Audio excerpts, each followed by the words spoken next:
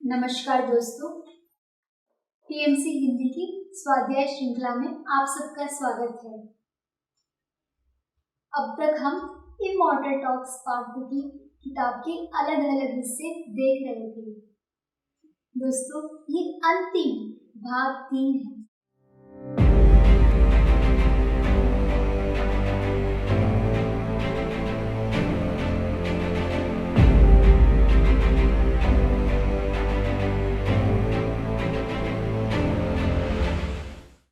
हमने देखा कि इमॉर्टल टॉक पार्ट 2 किताब है। इसका मुख्य मकसद क्या है? हनुमान जी शुरुआत से एक एजेंडा लेके आए थे कि महत्तम जो समुदाय है वो मास्टर बने अवेयरनेस में, जागृति में, आत्मस्वरूप में। तो इसीलिए उनको हनुमान जी ने एक एग्जाम्पल दिया था, एक कहानी बताई थी और सबको सवाल पूछा था कि कैसे जो अनीता किरदार है, जो बार बार आत्महत्या कर रही है, उसको हम गरीबी से अमीरी में कैसे लेके जा सकते हैं। तो दोस्तों, अब जो भाग 3 है, आज हम देखेंगे कि कैसे हनुमान जी ने अनीता को गरीबी से अमीरी में नई परिस्थिति में लेके गए। तो ये जो परिस्थिति का शिफ्टिंग हो रहा है दोस्तों, इसका जो आधार है, हनुमान जी का कहना है कि अवेयरनेस सेटिंग, मतलब हमारी जागरूकता का स्तर बहुत ही इम्पोर्टेंट है। जितना हमारा जागरूकता का स्तर ज्यादा होगा, उतना ही जल्दी या तो वो व्यक्ति स्वयं अगली नई परिस्थिति का निर्माण कर सकता है, या अगर वो सोल की लेवल, अवेयरनेस लेवल ज्यादा है, तो मास्टर्स भी उसे हेल्प कर सकते हैं। तो यहाँ पर हम देखेंगे कि अनीता की अवेयरनेस लेवल है वो कैसे बढ़ी। तो एक कॉन्सेप्ट हमें समझना है कि जो अवेयरनेस सेटिंग है, ये कॉन्सेप्ट क्या कहता है। जो जागरूकता का स्तर है, ये कॉन्सेप्ट क्या कहता है? ये कहता है कि मान लो कि आप एक मूवी देख रहे हो, है ना, मूवी थिएटर में जाते हो, तो पूरी कहानी देखते हो, हीरो हीरोइंस विलन सबको कभी कभी इमोशनली अटैच होके रो भी देते हो, कभी हंस देते हो, कभी गुस्सा आता है, बहुत कुछ होता है। पर मूवी थिएटर में आप बाहर आते हो, सब कुछ भूल जाते हो, है ना, क्योंकि आप जो पूरी चीज है, आप एक ऑडियंस के रूप में, है ना, एक साक्षी के रूप में आपने पर्दे पे देखा, आप उसमें घुस नहीं गए थे, जाके हीरोइन नहीं बन गए थे, या हीरो नहीं बन गए थे, विलन नहीं बन गए थे। उसी तरह दोस्तों, हनुमान जी कहते हैं कि आपकी लाइफ में कुछ भी हो रहा है, उसको एक साक्षी भाव की तरह देखो। जैसे आप मूवी में एक टिकट खरीद के जाते हो, है ना, ऑडियंस की सीट में बैठ के देखते हो दूर से पूरे नाटक को, उसी तरह आपको अपने जीवन के नाटक को दूर से देखना है। जब आपका जो कैरेक्टर है ना, वो कैरेक्टर कुछ करने की प्रक्रिया कर रहा है, तो आपका जो आत्मा है उससे दूर होकर उसको देखिए कि वो क्या कर रहा है। बहुत बार एग्जाम्पल के रूप में बताते हैं कि जैसे आपका ऑफिस में आपके बॉस हैं, आपको बहुत गलत बोल रहे हैं या गुस्सा कर रहे हैं, तो आपको गुस्सा ना आके आप भी अपने आप को एज अ विटनेस देख के देखोगे और अंदर से महसूस करोगे कि हाँ, मुझे गुस्सा आ रहा है, बट आप रिएक्ट नहीं करोगे। तो बहुत आसानी से आप उस परिस्थिति से बाहर आ सकते हो। अगर आपके बॉस आपको कुछ बोल रहे हैं और आपने इमोशनली रिएक्ट कर दिया, तो इसका मतलब है कि आपकी जो जागृति है वो बहुत कम हो गई है, कभी कभी 0 हो जाती है। तो आप बिल्कुल ही भूल जाते हो कि आप आत्मा हो, है। तो जैसे मैंने अभी एग्जांपल दिया कि जब आपको गुस्सा आता है, आपके बॉस आपको कुछ बोल रहे हैं, तो आप अपने आप को बोल सकते हो कि मेरे किरदार को गुस्सा आ रहा है, मेरी सोल को नहीं आ रहा है, मैं अपने आप को शांत रखूंगा। या कभी आपके हस्बैंड के साथ आपका झगड़ा होता है, या कभी आपके बच्चों के साथ आपकी बहस होती है, या आपकी पत्नी के साथ आपका झगड़ा होता है, तो उस कठिन परिस्थितियों में आप अपने आप को कह सकते हो कि ये जो मेरा किरदार है ना, उस किरदार को गुस्सा आ रहा है, मेरी आत्मा को नहीं। शायद ये जो परिस्थितियां हैं उसका सामना मुझे करना चाहिए, ये मेरे सोल के लिए इम्पोर्टेंट है, तो मैं शांत होके एक्सपीरियंस करूँ, ऐसा आप अपने आप को कह सकते हो। अगर आप अवेयरनेस के लेवल पर ज़्यादा हैं तो कैसे पता चलेगा कि हमारा अवेयरनेस लेवल ज़्यादा है या नहीं है? इसका बहुत एक सिंपल तरीका है। जैसे आप गाड़ी चलाते हो तो आपका पेट्रोल का जो मीटर होता है 0 से या ग्रीन, मतलब उसी तरह आपका जो अवेयरनेस लेवल होता है वो 0 से 100 होता है ना। जब आपका अवेयरनेस लेवल 0 है, इसका मतलब है कि आप बिल्कुल जो कैरेक्टर है ना, किरदार, उसमें घुस चुके हो। इसका मतलब है कि जब आपके पति झगड़ा कर रहे हैं तो आप भी उसको 4 और सुनाओगे, मतलब इमोशनली रिएक्ट करोगे। जब भी हमारा अवेयरनेस लेवल 0 होता है तब हम 100% इमोशनल रिएक्शन देते हैं, सामने वाले को प्रतिक्रिया देते हैं, गुस्सा करते हैं। जब हमारा अवेयरनेस लेवल 99 होता है, 98 होता है, 100 होता है, देखो तो वो आत्मा ही बन जाते हैं, उतना तो नहीं, बट 99, 97, 98, मोर देन 50 होता है, तब हम अपने आप को वो जो किरदार है, जो कैरेक्टर के जो बॉडी है, माइंड है, या जो भी जो है, उससे हम हट के देखते हैं अपने आप को अलग। हम भी एक किरदार, एक थिएटर का जो नाटक है उसका हिस्से को देखते हैं और देखते हैं कि अच्छा इस किरदार को गुस्सा आ रहा है, ठीक है, बट हम अपने सोल लेवल पे हम जागरूक हैं, तो हमें ज़्यादा रिएक्ट नहीं करना और हम नहीं करते हैं। तो हनुमान जी कहते हैं कि हर व्यक्ति को हर सिचुएशन में अपने इमोशंस पे कंट्रोल करके अपनी जो जागरूकता का लेवल है 50 से हमेशा ज़्यादा रखना चाहिए, या तो 51, 55, 60, 70, 80, 90, 95। तो ऐसा, इसका मतलब है कि जितना ज़्यादा हमारा अवेयरनेस लेवल है उतना ही हम इमोशंस से ज़्यादा अटैच नहीं होंगे, रिएक्ट नहीं करेंगे। तो अगर आपको बेहतर परिस्थितियों में जाना है तो आपको अपनी ये जो जागरूकता का स्तर है उसमें हमेशा 50 से ज़्यादा रहना है, अपने आप को रेट करना है, अपने इमोशंस को देखते रहना है कि ये जो परिस्थिति है क्या मुझे दुखी कर रही है। अगर हाँ मैं दुखी हो रही हूँ तो 100% मेरा जो अवेयरनेस लेवल 50 से कम है। अगर कठिन परिस्थितियों में भी मैं दुखी नहीं हो पा रही हूँ, अपने मन को मजबूत करके रख पा रही हूँ, तो मे भी मेरी अवेयरनेस लेवल ज़्यादा है। तो दोस्तों, हमने जो इमॉर्टल टॉक्स के भाग 3 में अभी हम देख रहे हैं कि जागरूकता का स्तर, अवेयरनेस सेटिंग, ये हमने अच्छे से समझ लिया कि हमारा जागरूकता का स्तर हमेशा 50 से ऊपर रहना चाहिए, है ना। ये बात तो हमने अच्छे से समझ लिया। अब हम एक और जरूरी बात समझेंगे कि जागरूकता के स्तर से ऊपर उठने के लिए हमें देखना पड़ेगा कि हमारा जो इनविजिबल फोर्स है वो तो काम नहीं कर रहा है। कि कभी कभी ऐसा होता है ना कि हमारा जो सोल भी दिखता नहीं, हमारा माइंड भी नहीं दिखता, तो चेक करना पड़ता है कि हमारा इनविजिबल फोर्स किस लेवल पे है। तो उसी तरह हम अनीता के इनविजिबल फोर्स को देखते हैं। और क्या होता है दोस्तों कि जो अवेयरनेस की जो स्थिति होती है ना, वो एक सच्चा गुरु ही बढ़ा सकता है ना। तो कोई भी व्यक्ति कोई सतगुरु के संपर्क में आता है तो वो सतगुरु उसके जो 4 जो माइंड्स होते हैं, इनविजिबल 4, उस पे वो चोट पहुंचाता है गुरु। उसकी वजह से हर व्यक्ति जो सतगुरु के संपर्क में आता है वो आत्मा के रूप में जागरूक हो जाता है जल्दी। तो हमने देखा था दोस्तों कि जो हमारा माइंड होता है, जो इनविजिबल होता है, उसके 4 हिस्से होते हैं। सबसे पहला था कि इंटेलिजेंस बॉडी, जो हमेशा पास्ट एंड फ्यूचर की चिंता करते रहता है। तो जो अनीता है, आपको पता है कि अनीता का जो इंटेलिजेंस बॉडी है वो बहुत छोटा है, क्योंकि अगले दिन क्या खाना बनाना है उससे ज्यादा वो सोच ही नहीं सकता। और पास्ट में उसके साथ इतना बुरा हुआ है कि वो बिल्कुल उसको भुलाना ही चाहती है, वो ज्यादा सोचना ही नहीं चाहती।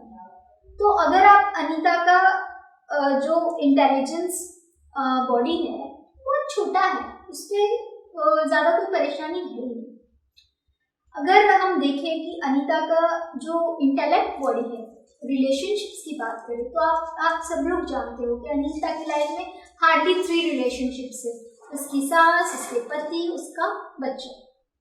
सारे जो रिश्तेदार हैं सबने उससे दूरी बना ली क्योंकि वो बहुत गरीब है ना। तो उसका जो इंटेलेक्ट बॉडी है वो भी कोई ज्यादा रिलेशनशिप्स नहीं बनाता है, तो वो भी बहुत नॉर्मल है ना। बट दोस्तों यहाँ पे अनीता के बाकी जो 2 इनविजिबल पार्ट्स है वो काम कर रहे हैं। एक तो है संस्कारा बॉडी और दूसरा है चित्ता बॉडी। जो संस्कारा बॉडी है, अनीता क्या सोचती है कि देखो मैं तो बहुत गरीब हूँ, पर जब मैं मार्केट में या बाहर जाऊंगी तो मुझे बहुत सज धज के अच्छे से जाना है जिससे किसी को पता नहीं चले कि मैं गरीब हूँ। तो यहाँ पर अनीता अपनी जो एक आइडेंटिटी है, अपनी छवि है, वो क्रिएट करने की कोशिश कर रही है। जो सच्चाई है उसको क्रिएट करने की कोशिश कर रही है ना। तो हनुमान जी को पता चल गया कि ये जो संस्कारा बॉडी है अनीता का, उससे हम चोट कर सकते हैं। और जो लास्ट वाला है, जो चित्ता बॉडी, जो हमेशा दूसरों को या खुद को परेशान करने में, हानि पहुंचाने में लगा रहता है। कभी ट्रैफिक के नियमों को तोड़कर, कभी किसी को झापट मारकर, कभी किसी का खून कर लिया, कभी स्वयं की आत्महत्या करके वो अलग से हट के कुछ करने की कोशिश करता है। तो यहाँ पे दोस्तों अनीता का जो चित्ता बॉडी है वो भी बहुत ही काम कर रहा है, क्योंकि आप सबको पता है कि अनीता पिछले कई जन्मों से बार बार आत्महत्या कर रही है, स्वयं को हानि पहुंचा रही है। तो हनुमान जी को पता है कि अनीता का चित्ता बॉडी भी बहुत फास्ट काम कर रहा है, इसीलिए अब हनुमान जी को पता चल गया कि ये दोनों में से एक हिस्से को चोट पहुंचाएंगे तो अनीता आत्म स्वरूप में जागरूक हो जाएगी। तो यही बात हमें ये कॉन्सेप्ट को समझना है। तो अब जानना है कि अनीता कैसे अपनी जागरूकता के स्तर को बढ़ाया और कैसे वो गरीबी से अमीरी की स्थिति में गई। तो ये होता है दोस्तों कि हनुमान जी बोलते हैं कि सब लोग ध्यान से सुनिएगा, अब मैं अनीता को गरीबी से अमीरी की परिस्थिति में शिफ्ट करने वाला हूँ। तो सब लोग गौर से सुनते हैं।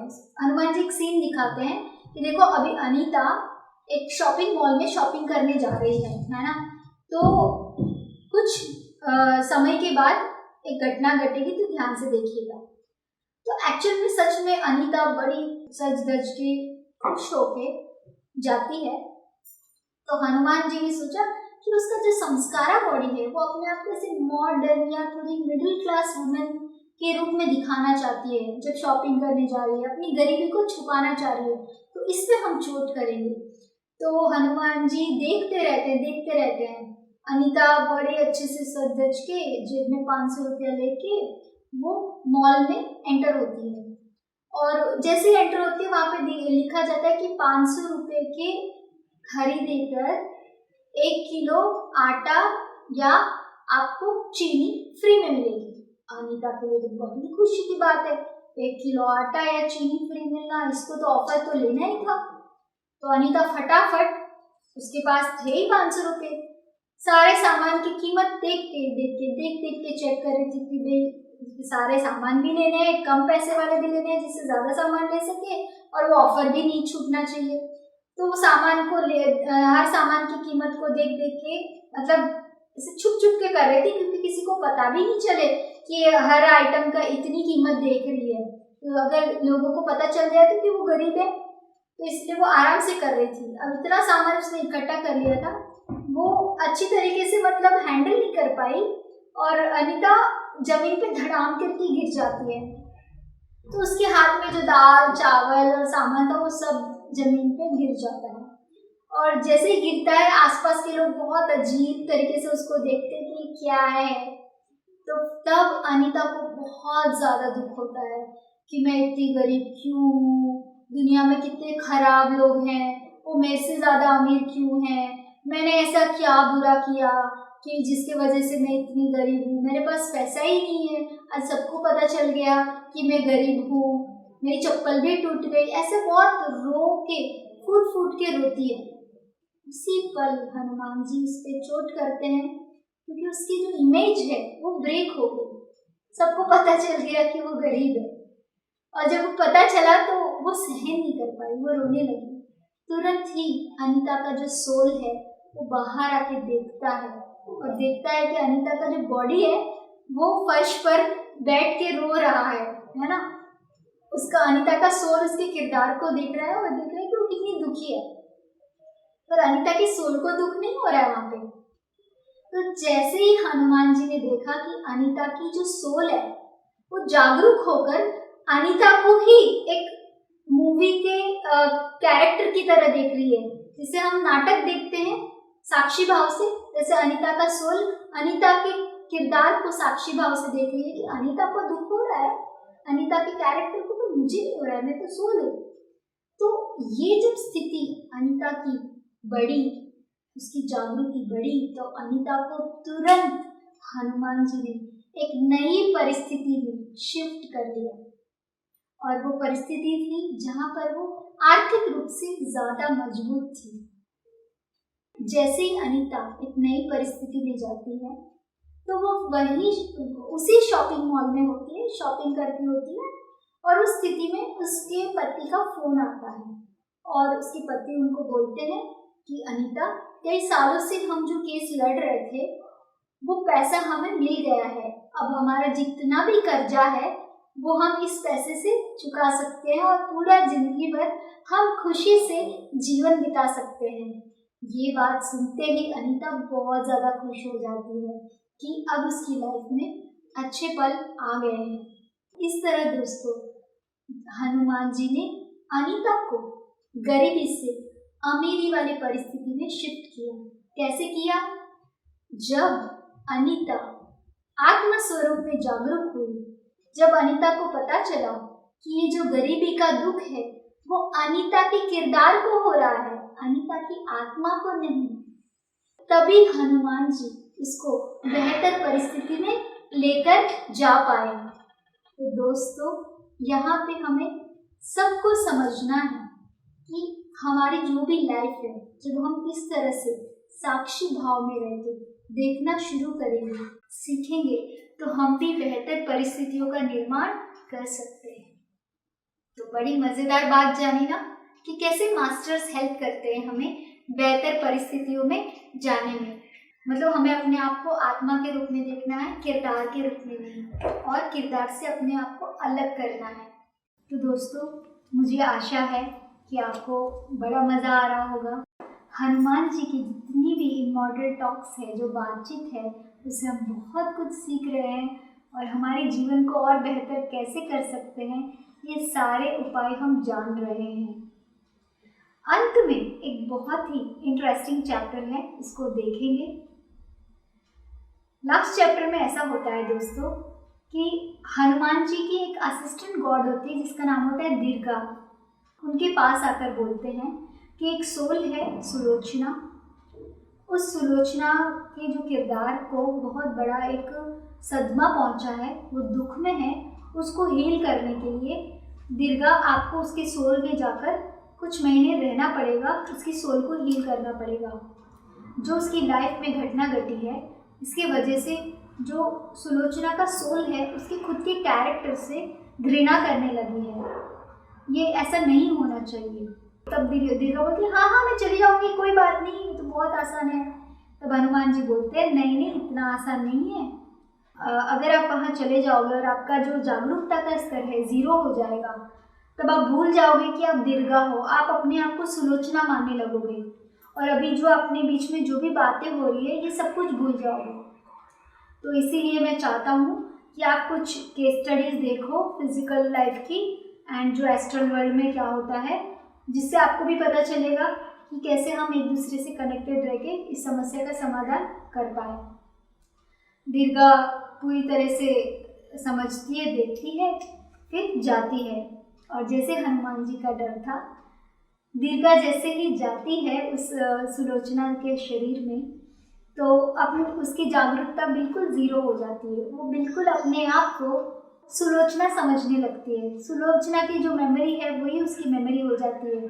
हनुमान जी से जो भी बातचीत किया हुआ है वो सब कुछ भूल जाती है। वो भूल जाती है कि वो सुलोचना को हील करने आई है। तो इस तरीके से सुलोचना के शरीर में, सुलोचना का तो सोल है, साथ साथ में दीर्घा का भी सोल है। तो इसलिए प्रॉब्लम हो गई है, सारे लोग परेशान हो गए कि ऐसे तो हो ही नहीं सकता, अब सुलोचना का जाने का समय आ गया है, वो जा नहीं रही क्योंकि वो भूल गई है।